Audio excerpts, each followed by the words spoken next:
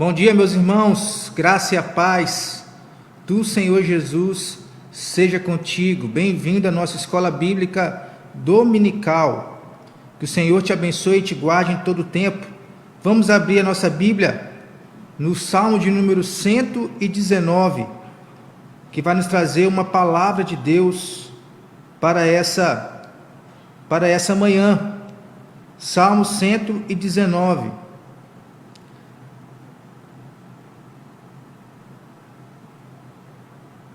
Salmo 119, versículo de número 11, que diz o seguinte: guardo a tua palavra no meu coração para não pecar contra ti.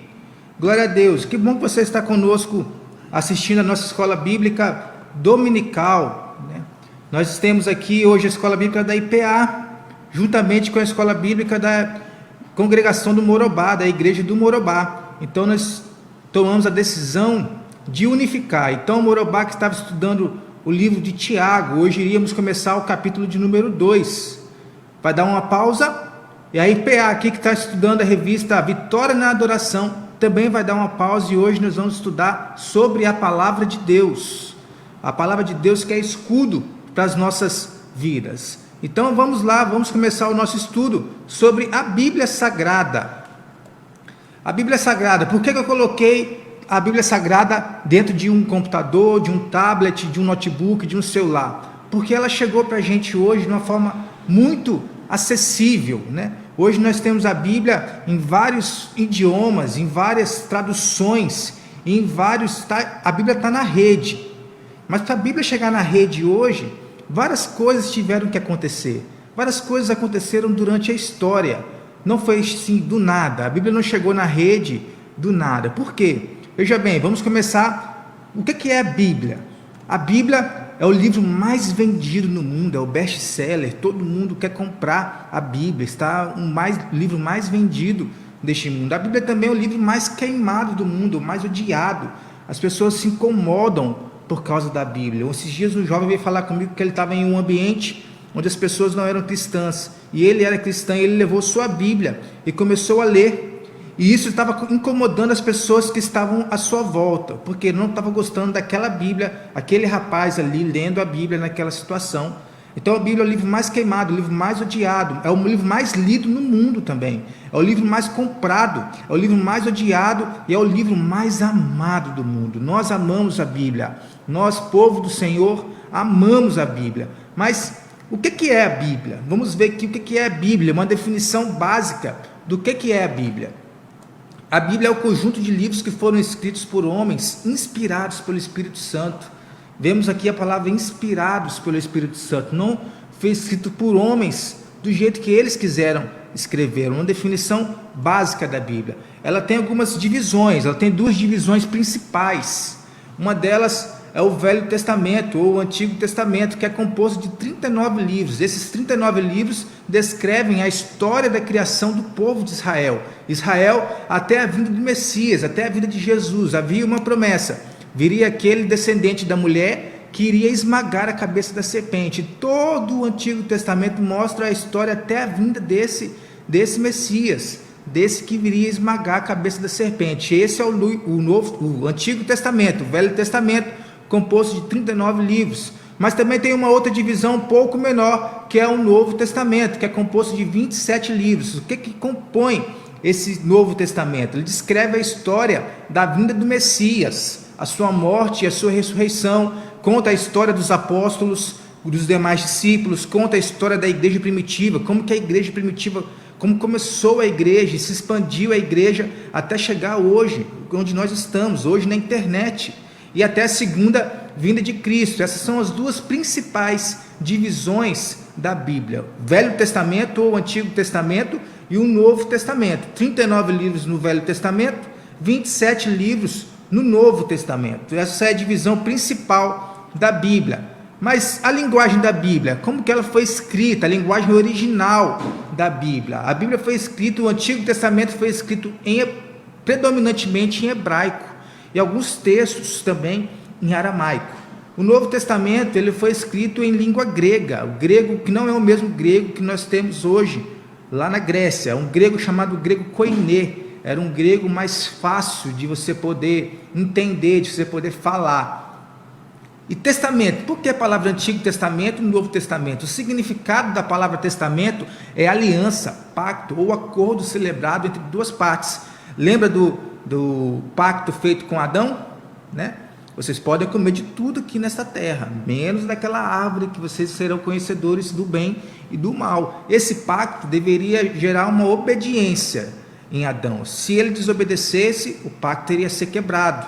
Né? Então a palavra aliança, testamento significa aliança, pacto. Então no Antigo e no Novo Testamento, nós temos no caso da Bíblia o contrato antigo, celebrado entre Deus e seu povo, os judeus.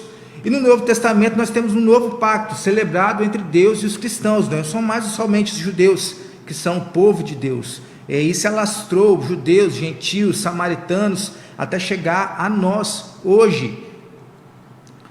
Na divisão do Antigo Testamento, a primeira grande divisão da Bíblia, nós encontramos 5 divisões menores, ou 5 seções que se encontram aí. A primeira seção, livros da lei, o Pentateuco, conhecido como Pentateuco, Gênesis, Êxodo, Levítico, Números, Deuteronômio. Temos os livros históricos, os livros poéticos ou de sabedoria. Temos os profetas maiores e os profetas menores. Essa é a divisão do Antigo Testamento. Né? Qual é a diferença entre profetas maiores e profetas menores? A escrita.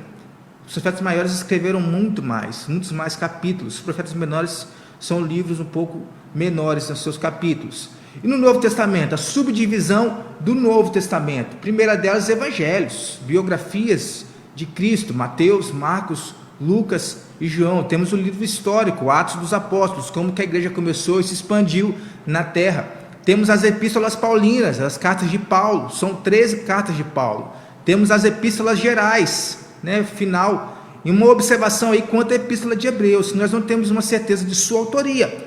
Algumas pessoas dizem que é Paulo, outros dizem que foi Apolo que escreveu. Tem certas teorias da escrita de Hebreus, mas não tem um fechamento de quem foi o autor dos Hebreus. Mas no caso, Hebreus entraria aí nas epístolas gerais. Hebreus, Tiago, 1º e 2º Pedro, 1º, 2º e 3º João, Judas, e depois o livro profético, que é Apocalipse. Então essa é a divisão do Novo Testamento. Mas a divisão em capítulos. A Bíblia não foi escrita nos capítulos e versículos que nós temos hoje. Não foi escrita assim. A Bíblia foi escrita em rolos, para ler grandes porções da Bíblia. Então as pessoas liam grandes porções da Bíblia até acontecer a divisão em capítulos e versículos. Quem dividiu a Bíblia em capítulos? A Bíblia foi dividida em capítulos em 1250 depois de Cristo pelo cardeal Hugo Sancher, abade dominicano, estudioso das Escrituras, para uma melhor localização do texto. Então a Bíblia ela tem um total de 1189 capítulos, sendo 929 capítulos do Antigo Testamento e 260 capítulos do Novo Testamento. Mas também a divisão em versículos. Como que aconteceu a divisão em versículos? A divisão em versículos se deu, né, pelo Rabi Natã, o Antigo Testamento, em 1445, e o Novo Testamento em 1551, por Robert Stephanus, um impressor de Paris. Então, o número base de versículos, de capítulos e versículos na Bíblia são 23.214 versículos no Antigo Testamento, 7.959 versículos no Novo Testamento, totalizando cerca de 31.173 versículos. Isso vai depender também da sua versão. Algumas versões, como por exemplo a ARC, tem alguns versículos a menos, outras versões têm alguns versículos a mais. Isso depende da tradução da Bíblia. Então essa divisão da Bíblia é em capítulos e em versículos. Lembre que a Bíblia foi escrita em rolos, em pergaminhos, para ser lido em grandes porções.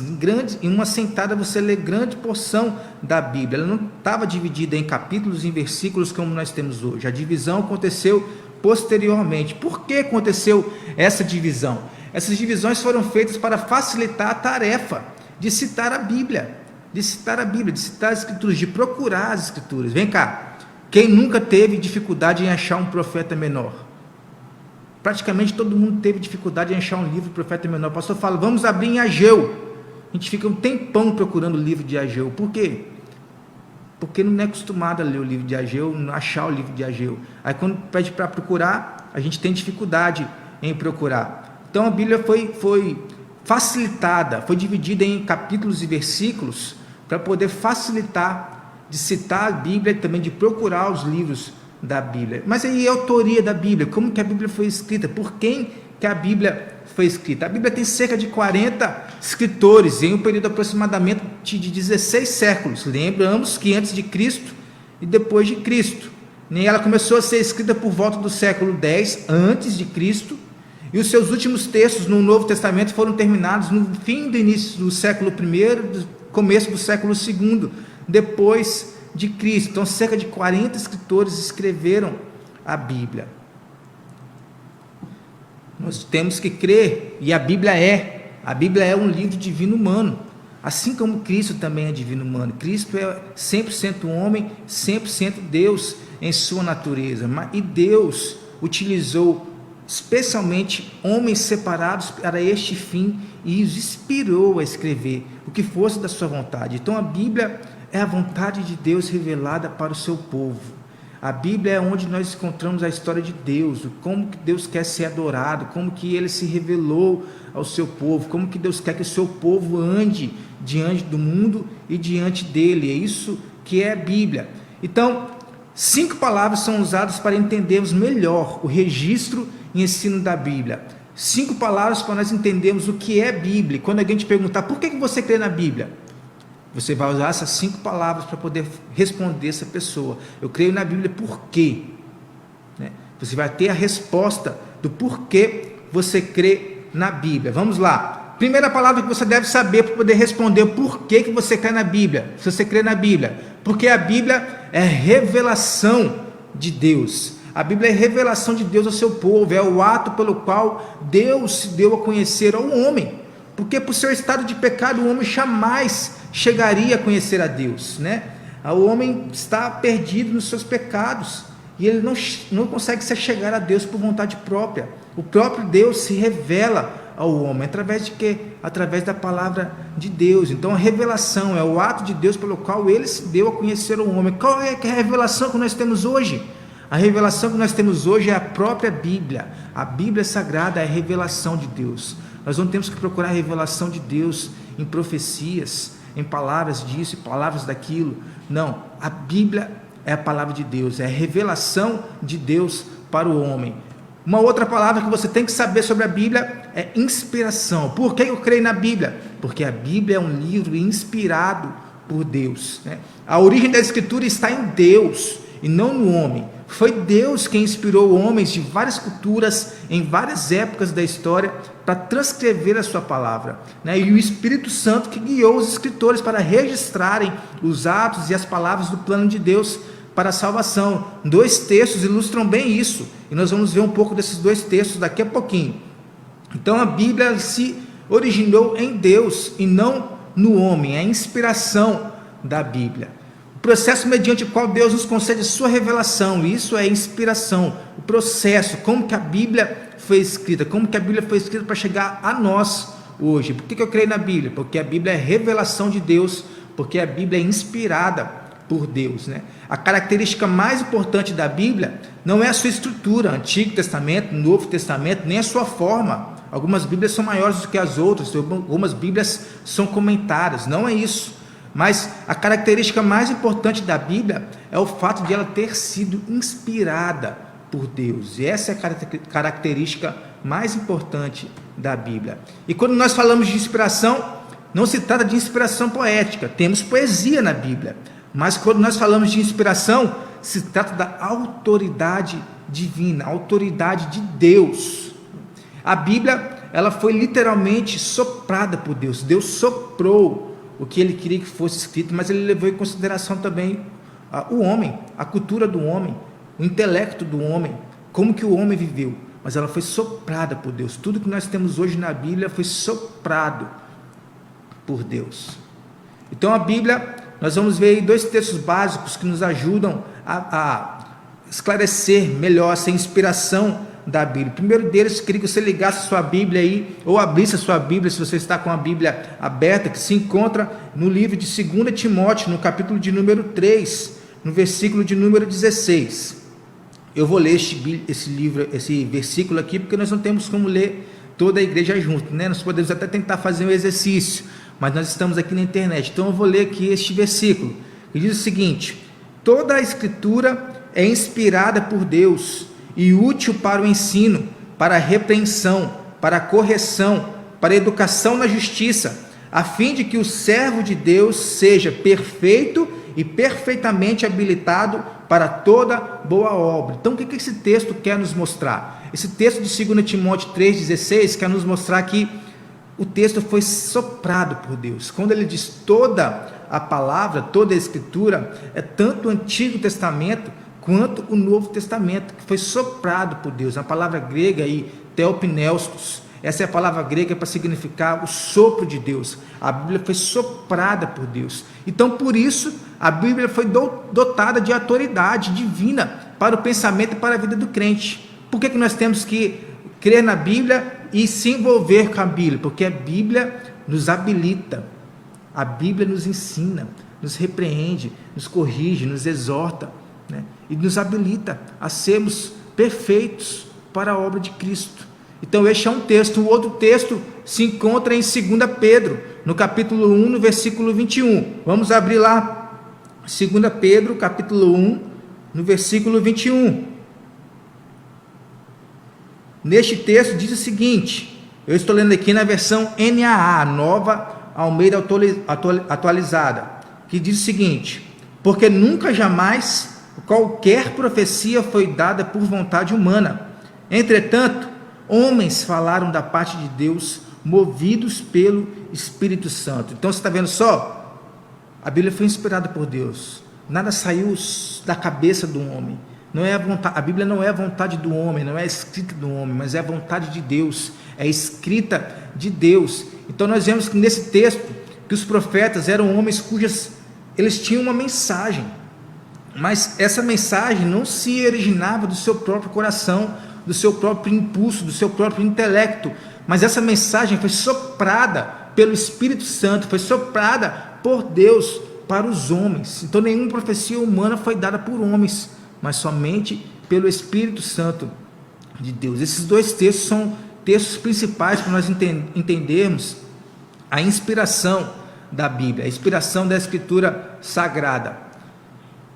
Na única vez que o Novo Testamento usa a palavra inspiração, ela se aplica aos escritos, não aos escritores, ao que foi escrito, não a quem escreveu. Então a Bíblia é que é inspirada, não é os autores, não são os autores que são inspirados, né? Então é adequado dizer que o produto é inspirado, os produtores não. A Bíblia é inspirada, quem escreveu não é inspirado. Quem escreveu foram homens normais como eu e você, mas eles tiveram a vontade de Deus por cima deles, né? Ele foi inspirada, a Bíblia foi inspirada por Deus. O homem não escreveu nada do seu coração, nada da sua mente, nada da sua vida. O homem escreveu o que Deus quisesse que ele escrevesse, para nós chegar a nós hoje, e nós sabemos sobre Deus, sobre Jesus, sobre o Espírito Santo, como viver uns com os outros, amando uns aos outros. Isso é Bíblia. Então a Bíblia é a revelação de Deus. A primeira palavra que você tem que saber aí, a Bíblia foi inspirada por Deus. É a segunda palavra que você tem que saber,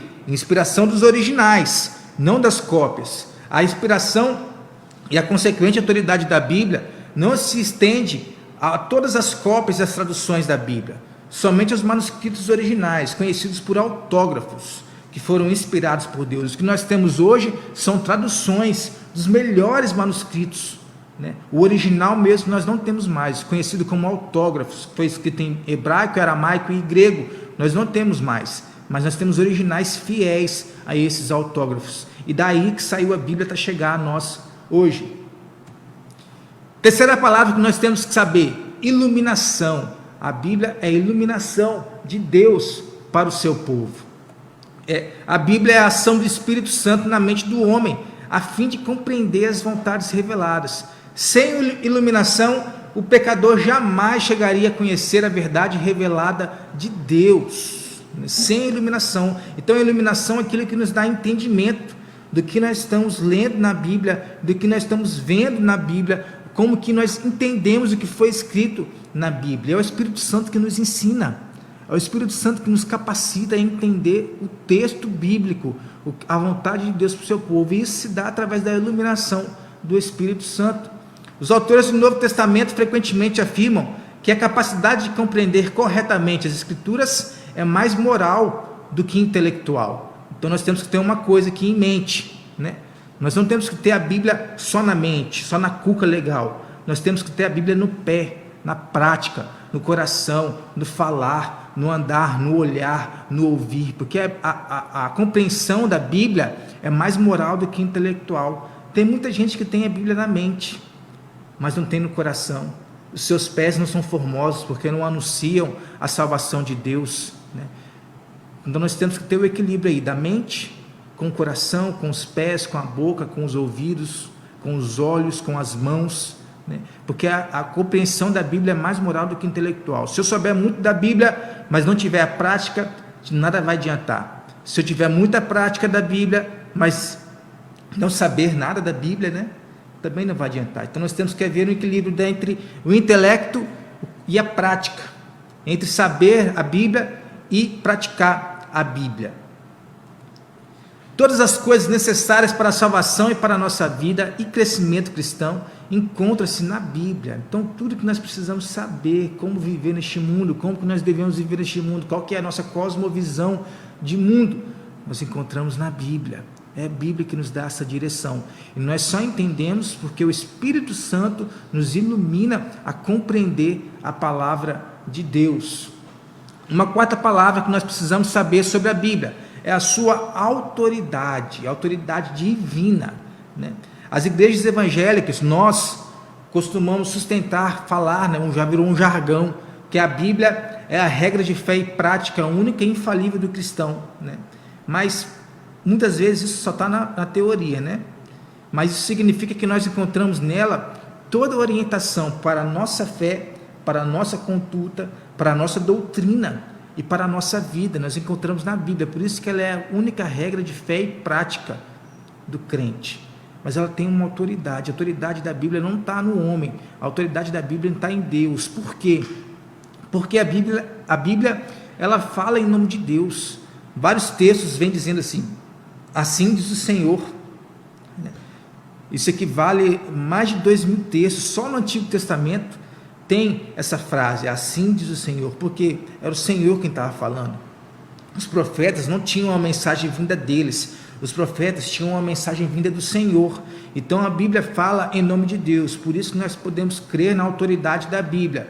Uma outra razão é que Jesus e os apóstolos apelaram para as Escrituras. Várias vezes os fariseus, quando queriam pegar Jesus, né, não conseguiam, Jesus rebatia eles: mas isso está na Bíblia, vocês nunca leram na Bíblia que isso estava escrito? Vocês nunca leram na lei de Moisés que isso estava escrito? Foi usada por Jesus, a grande tentação de Jesus, Satanás tentando tentar Jesus, pegar Jesus na tentação. Jesus fez o que? Citou a Bíblia. Nem só de pão viverá o homem, mas de toda palavra que sai da boca de Deus. Uma outra razão é que os fariseus foram surpreendidos por Cristo por darem maior valor às suas tradições. Os fariseus davam valor às suas tradições, né, ao tradicionalismo, e não à palavra. E Jesus falou com eles: este povo honra-me com os lábios, mas o seu coração está longe de mim. Em vão me adoram. Por quê? Porque eles ensinam doutrinas que são preceitos de homem. Eles negligenciam o mandamento de Deus, né, e guardam as tradições dos homens, né? Então os fariseus foram surpreendidos por Cristo, por darem maior valor às suas tradições. Cristo queria que eles dessem valor não à tradição, não ao tradicionalismo, mas à palavra de Deus, ao mandamento de Deus. E uma outra razão da autoridade divina da Bíblia é que acréscimo e decréscimo são rigorosamente proibidos. Nenhuma palavra irá se acrescentar, nenhuma palavra se irá tirar da Bíblia. Ela foi fechada, e nós vamos entender daqui a pouquinho como que a Bíblia foi fechada, né? E uma última palavra para nós entendermos da Bíblia, nós sabemos responder por que nós cremos da Bíblia, é a suficiência. A Bíblia é suficiente, mas é suficiente para quê? A suficiência da Bíblia é uma das doutrinas fundamentais da Igreja de Cristo, porque quando nós afirmamos que a Escritura é suficiente, estamos dizendo que a Bíblia contém tudo o que precisamos saber da parte de Deus para a nossa salvação. É isso que estamos entendendo da Bíblia. A Bíblia é suficiente, não há outra suficiência na Bíblia, ela é suficiente por completo. Então nós temos que aprender isso. A Bíblia é suficiente para tudo. Quando nós dizemos que a Bíblia é suficiente, nós dizemos que Cristo é suficiente. Como nós afirmamos que a Escritura é suficiente, estamos dizendo que a Bíblia contém tudo o que precisamos saber da parte de Deus para a nossa salvação. Nós não precisamos e não devemos buscar outras fontes sobre Deus e sua redenção fora da Escritura, pois ela é plenamente suficiente para nos revelar toda a sua vontade naquilo que Ele exige.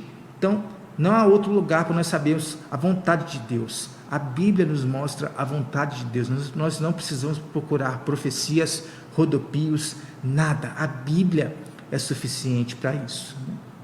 Então, nós temos que entender que toda suposta igreja que deixa a Escritura de lado, que deixa a Escritura do centro e vai procurar a vontade de Deus em outros lugares, se constitui seita, acaba se chamando seita. Então nós temos que entender isso. Deixou a Escritura de lado, a Escritura saiu do centro, Jesus saiu do centro da igreja, seita. Por quê?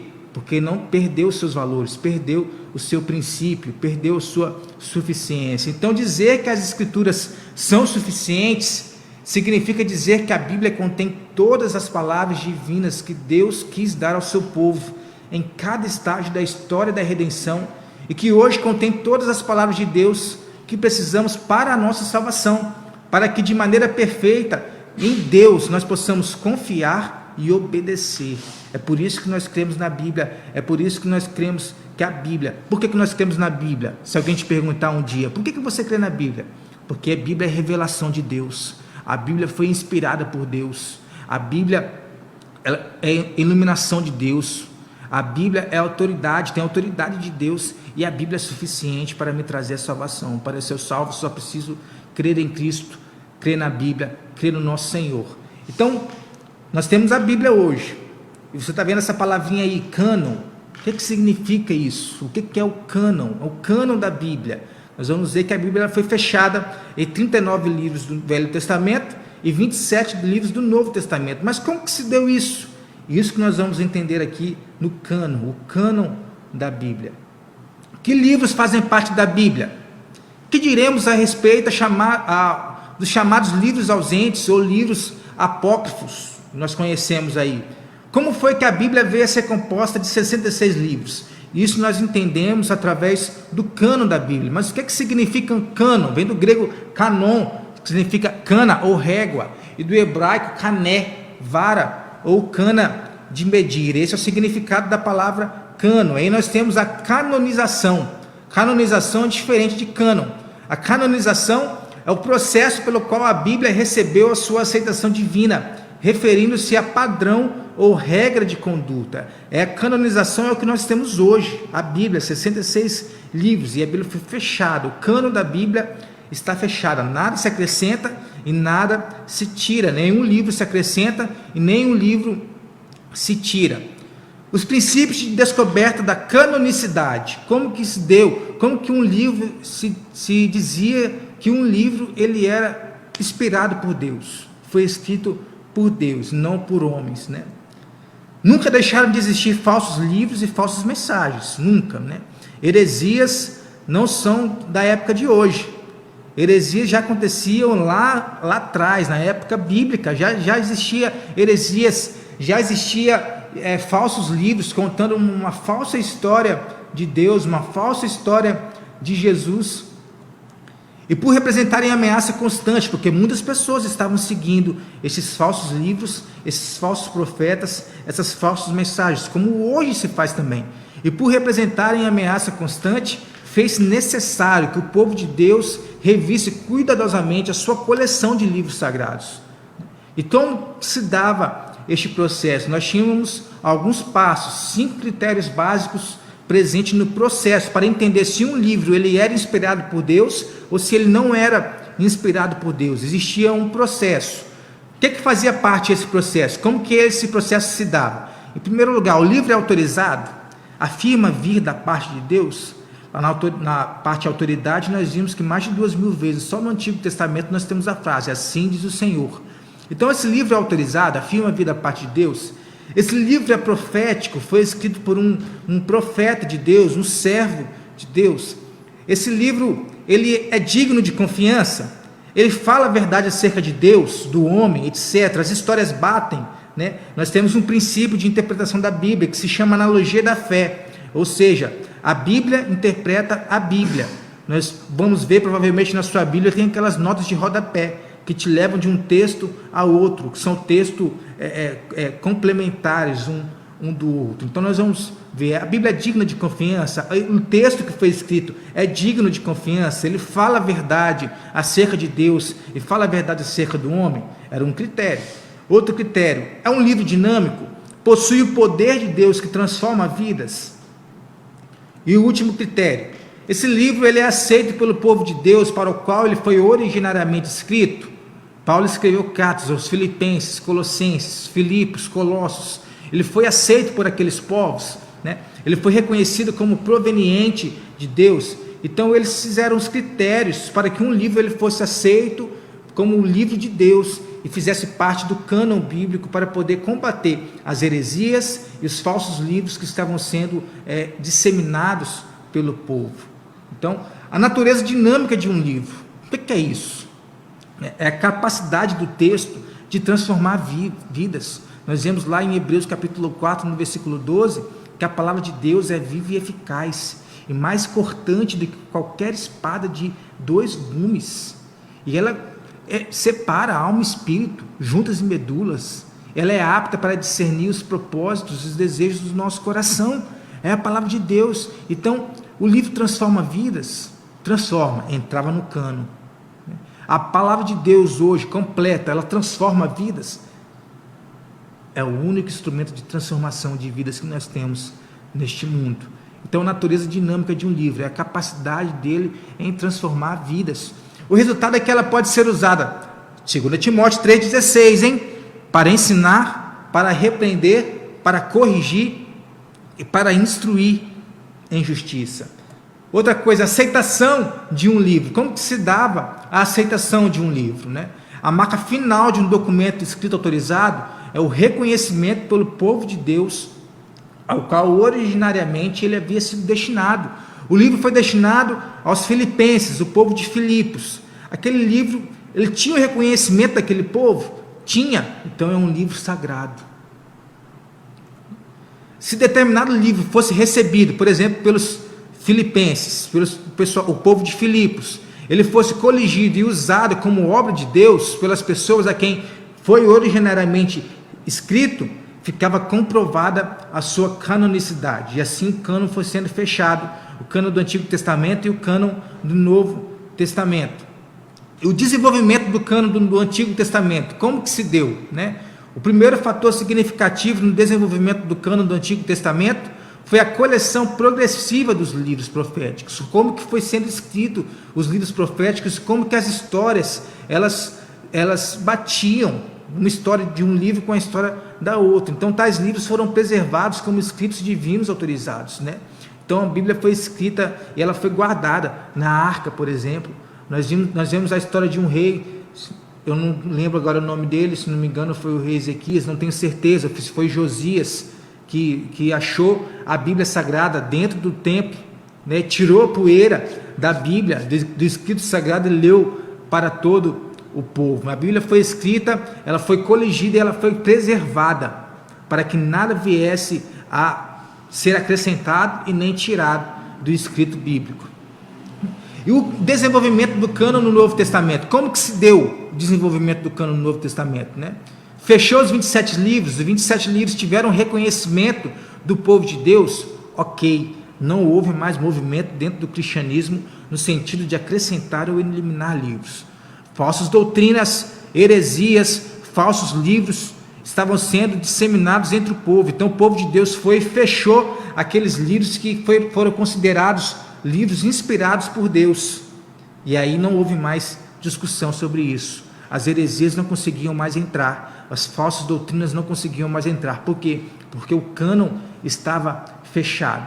E assim foi se desenvolvendo o cânon do Novo Testamento e o cânon do Antigo Testamento até chegar a nós hoje em 66 livros. O cânon do Novo Testamento encontrou acordo geral no seio da igreja universal, né? A igreja que existia na época, a igreja primitiva. Então, o cânon do Novo Testamento encontrou acordo, fechou o cânon, nada se acrescenta e nada se tira. E aí você pode me perguntar, e os livros apócrifos? Como que é essa história dos livros apócrifos? Os livros apócrifos, a palavra apócrifo significa oculto, ou difícil de entender. Então nós temos alguns livros que eles não entraram no cânon e que eles são chamados livros apócrifos. Eles são classificados, eles falam sobre a narrativa da infância de Jesus, eles falam sobre a narrativa da vida e da paixão de Jesus, eles falam sobre os ditos de Jesus e falam sobre os diálogos de Jesus, né? São os livros apócrifos, né? A diferença dos livros apócrifos para os livros sagrados é que os livros apócrifos, eles não são inspirados por Deus, eles não fazem parte do cânon sagrado, são livros que não têm autoridade sobre o povo. A grande diferença entre os livros sagrados e os livros apócrifos é que os livros sagrados ou canônicos, eles têm autoridade de Deus sobre o povo, ao passo que os livros não autorizados, os livros apócrifos, eles jamais devem ser usados para definir alguma doutrina, eles jamais devem ser usados no seio da igreja. Nós podemos até ter um contato com livros apócrifos, mas esses livros apócrifos, eles não devem ter autoridade, como os livros canônicos, os livros sagrados, a escritura sagrada tem autoridade sobre a igreja de Deus e sobre os crentes, né? Os livros apócrifos não têm autoridade. Os livros apócrifos foram colocados na Bíblia. Você pode ver na Bíblia católica que tem os livros apócrifos, né?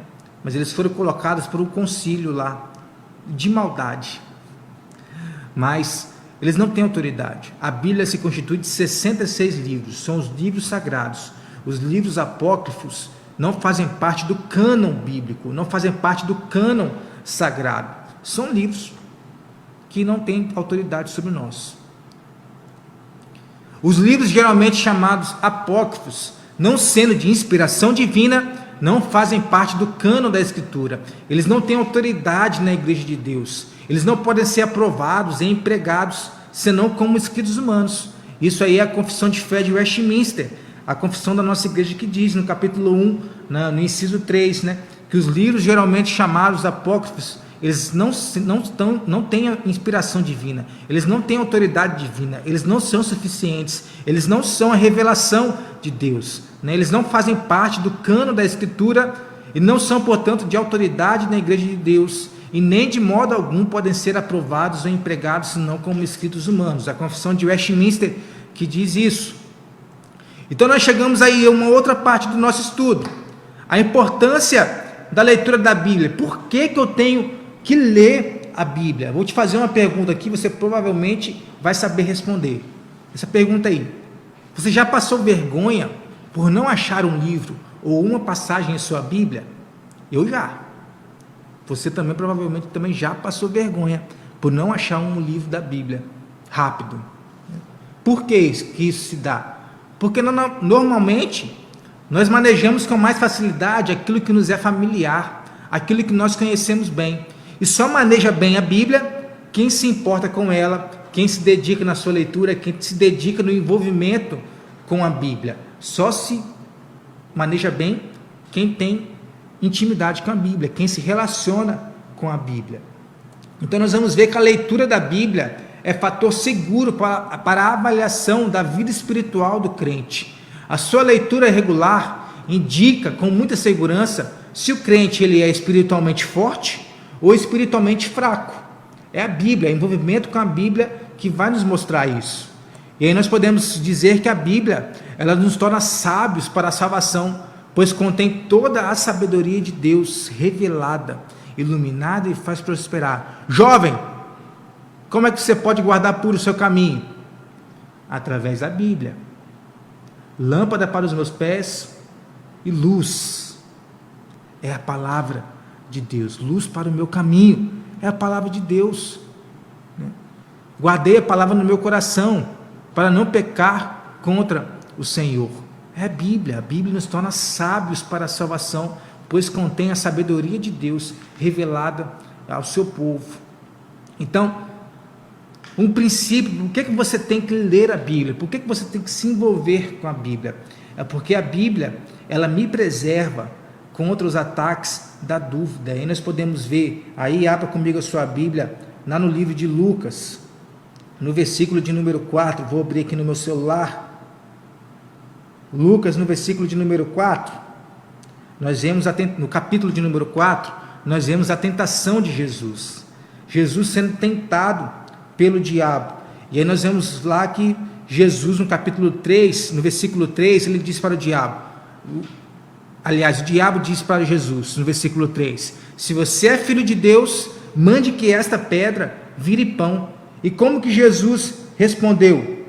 Está escrito, o ser humano não viverá só de pão. Eu estou lendo aqui na nova versão atualizada, Nova Almeida atualizada, NAA. Nem só de pão viverá o homem. E depois, um dos grandes triunfos de Satanás é semear dúvida no coração das pessoas sobre a existência e o amor de Deus. Os crentes fazem parte do seu alvo. O alvo de Satanás são os crentes, semear dúvida no nosso coração. Veja o que ele fez com Adão e Eva, né? Deus tinha dito para eles não comerem daquela árvore do conhecimento do bem e do mal. Satanás veio em forma de serpente falar com Eva. O que Deus disse para vocês? Ele disse para nós não comermos daquela árvore, e nós iremos ser conhecedores do bem e do mal.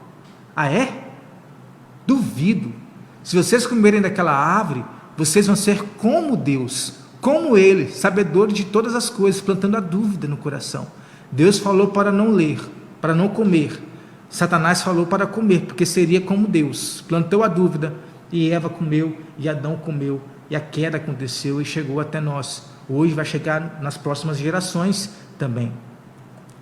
As Escrituras Sagradas são muito mais do que uma junção de frases arranjadas, muito mais do que histórias contadas. Elas são a vontade de Deus revelada.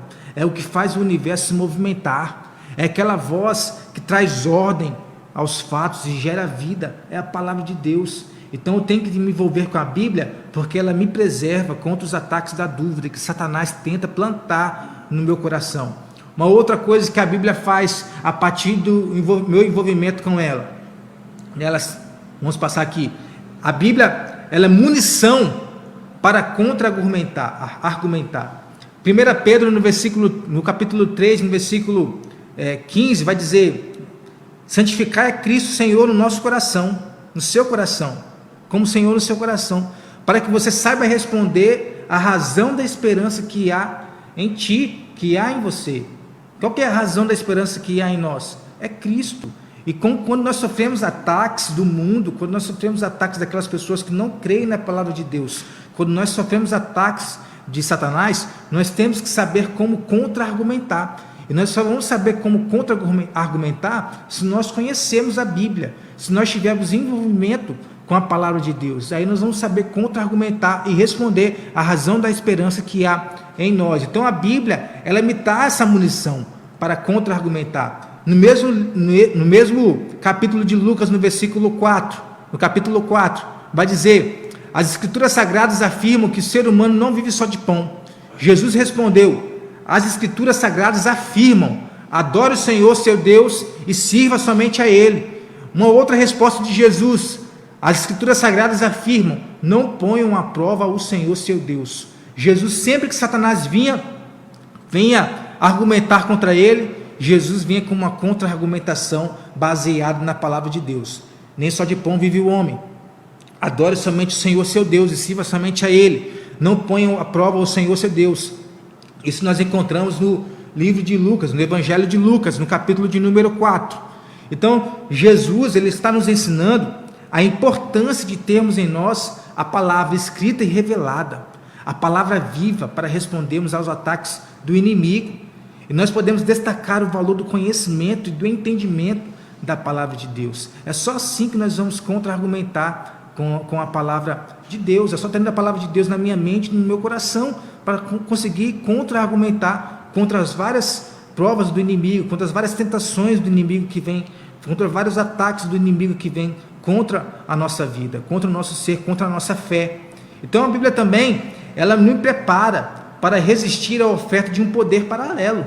A Bíblia tem esse poder, né? O diabo levou Jesus para o alto, mostrou-lhe ali todos os reinos do mundo e disse: eu lhe darei todo este poder, eu lhe darei toda esta riqueza, pois tudo isso me foi dado, e eu posso dar a quem quiser. Satanás tentando enganar Jesus. Isto tudo será seu se você se ajoelhar diante de mim e de me adorar. Lucas capítulo 4, no versículo 6 e 7. Jesus não fez isso, né? Por quê? Porque a palavra de Deus é recheada de promessas para os seus filhos, né?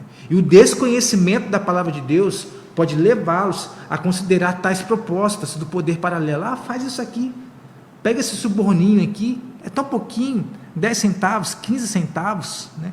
Não vai fazer diferença nenhuma. É uma tentação, né?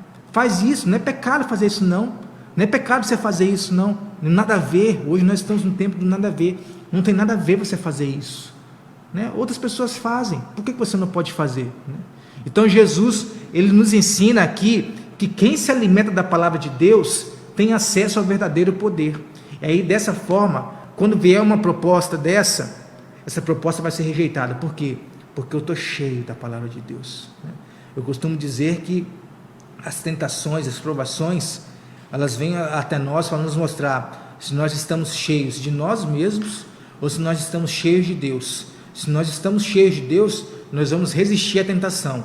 Se nós estamos cheios de Deus, nós vamos passar pela provação de uma forma diferente, dando glória ao Senhor, porque a provação vai levar a glória a Deus. Então a Bíblia, ela me prepara para resistir à oferta de um poder paralelo, para resistir às tentações que vêm de lá, de cá, de trás, de frente, de todos os cantos, a minha fé. Então eu tendo relacionamento com a Bíblia, eu me envolvendo com a Bíblia, lendo a Bíblia, entendendo a Bíblia, eu vou enchendo meu coração da palavra de Deus e vou poder resistir à oferta de um poder paralelo. Então nós vemos aqui, por que eu tenho que ler a Bíblia? Porque ela me tira a dúvida do meu coração, porque a Bíblia, ela me dá contra-argumentações para responder à minha fé, e porque a Bíblia me preserva de ataques paralelos, né? Mas e os princípios para se ler a Bíblia? Quais são os princípios para a leitura da Bíblia? Vou te falar aqui algumas dicas, vou te dar algumas dicas para você poder ler a Bíblia de uma forma consciente, poder entender aquilo que você está lendo. Então nós vemos que você tem que ler a sua Bíblia regularmente. Lembra do Salmo de número 1? Bem-aventurado o homem, né? Mais do que feliz é o homem. O que esse homem faz? Ele medita na lei de dia e de noite.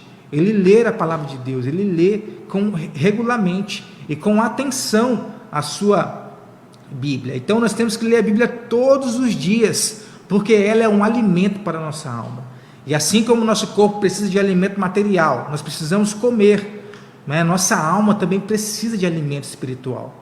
Muitas pessoas hoje, nesse tempo de crise do coronavírus, estão com a sua alma vazia, sem alimento.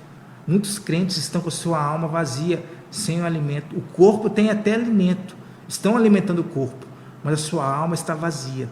E é só a palavra de Deus que pode preencher esse vazio na nossa alma.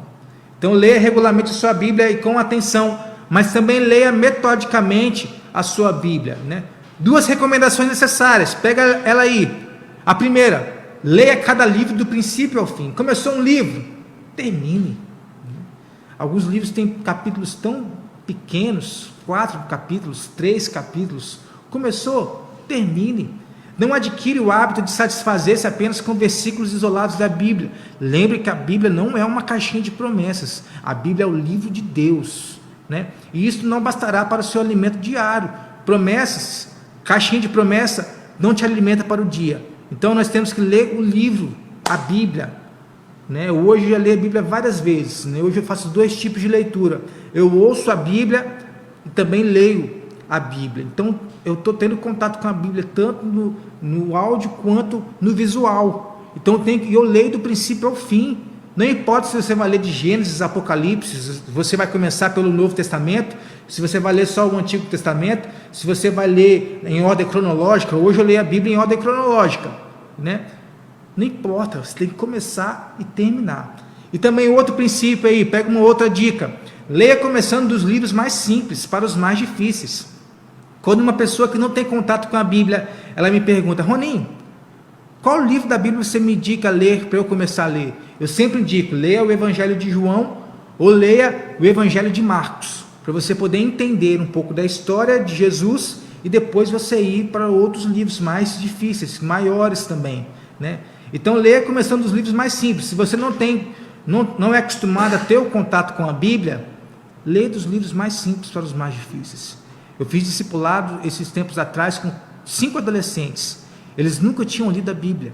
Eu dei essa dica para eles: leia a Bíblia, comece com o Evangelho de João, comece com o Evangelho de Marcos, e depois nós vamos progressivamente aumentando as leituras da Bíblia. Então, leia regularmente com atenção a sua Bíblia, leia metodicamente a sua Bíblia, leia reverentemente a sua Bíblia, né? Nós dependemos da iluminação do Espírito Santo para podermos entender o que estamos lendo e fazer necessário que tenhamos, isso se faz necessário que tenhamos reverência e humildade para que o Espírito Santo tenha plena liberdade de ação em nós, para que nós possamos entender e praticar a palavra lida. Por que nós temos que ler reverentemente nossa Bíblia? Principalmente aquelas pessoas que leem com o celular, né? Leem a Bíblia no celular, chega a notificação sempre, atrapalhando aquele barulhinho, chegando uma mensagem, isso atrapalha a sua leitura da Bíblia. Então nós temos que ler reverentemente a sua Bíblia, desconectar do mundo e ler a Bíblia, estar somente com a Bíblia aberta, lendo reverentemente a Bíblia e entendendo o que o Espírito Santo quer falar ao nosso coração.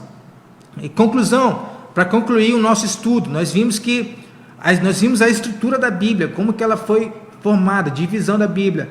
Nós vimos por que nós cremos na Bíblia, porque ela é revelação de Deus, ela é inspirada por Deus, ela é a iluminação de Deus, a iluminação do Espírito Santo me faz entender a Bíblia, ela tem autoridade, ela é suficiente.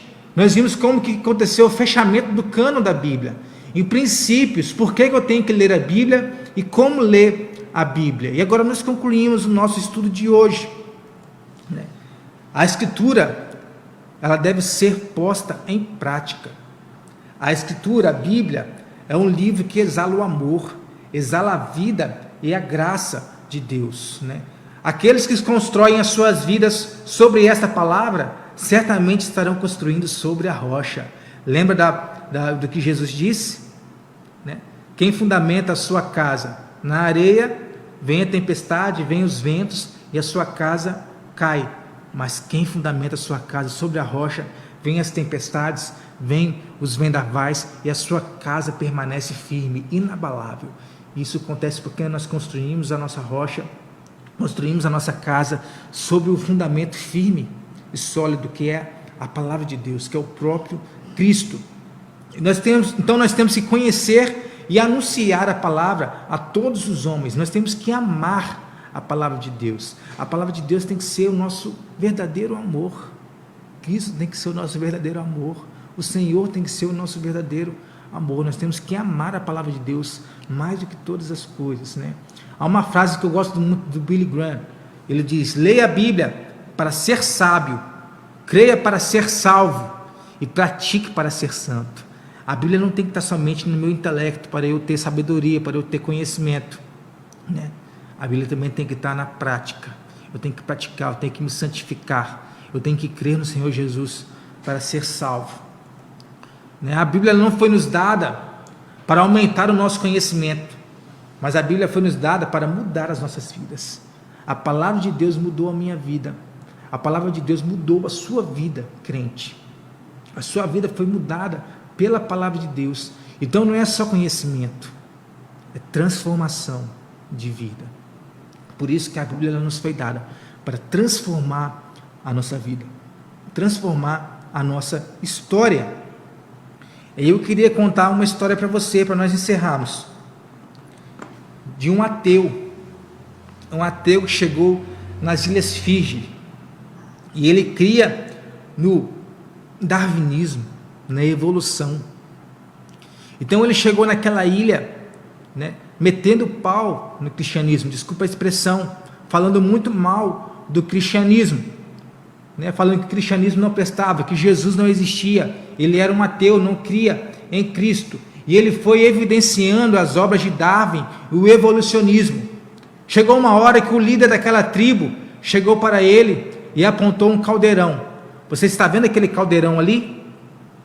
Aquele caldeirão é o caldeirão usado para nós comermos pessoas vivas. Eles eram canibais, eles cozinhavam aquelas pessoas naquele caldeirão. E sabe por que hoje você não vai ser jantado? Porque a palavra de Deus transformou a nossa vida.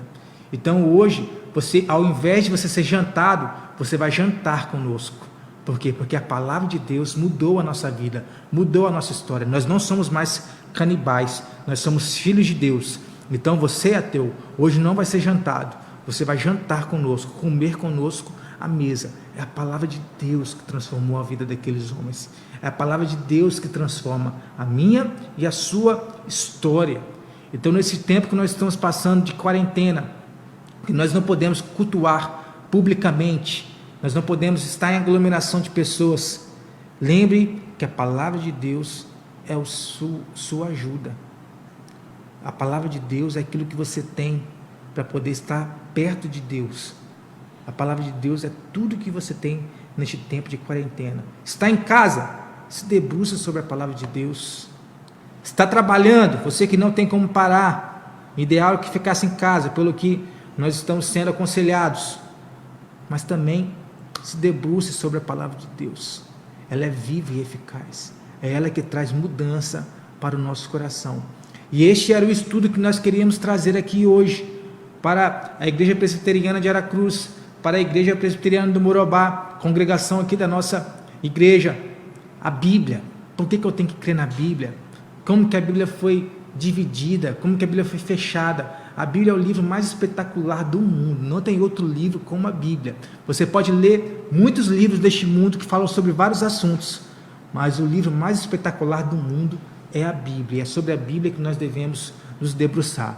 Então o meu desejo nessa manhã é que o Senhor te abençoe, que o Senhor te guarde e que se você se debruce sobre a palavra de Deus nesse tempo de quarentena. Amém? Vamos orar? Agradecer ao Senhor porque nós conseguimos aqui hoje transmitir a nossa live, fazer a nossa live, a nossa escola bíblica. Logo mais às 19 horas nós vamos estar aqui de novo para o nosso culto de adoração. O nosso pastorzão Renato estará aqui para nos guiar neste culto de adoração ao Senhor. Então 19 horas não perca mais uma live. E nós vamos orar aqui agradecendo ao Senhor e finalizando para a honra e glória de Deus. Amém? Vamos orar?